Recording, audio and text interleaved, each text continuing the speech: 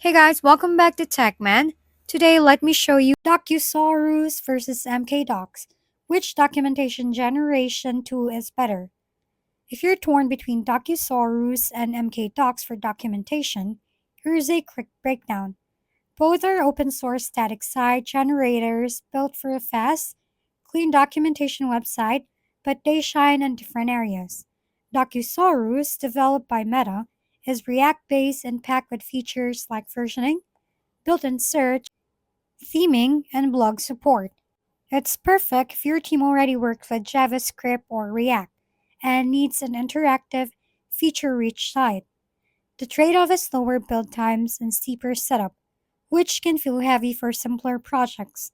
On the other hand, MkDocs is Python based and all about speed and simplicity.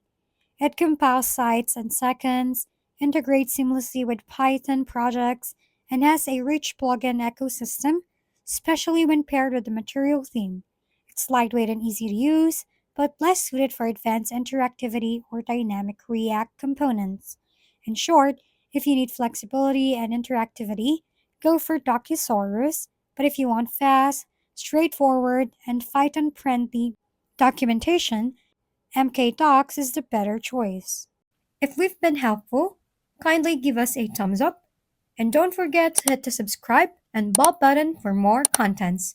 For any questions and suggestions, comment down below.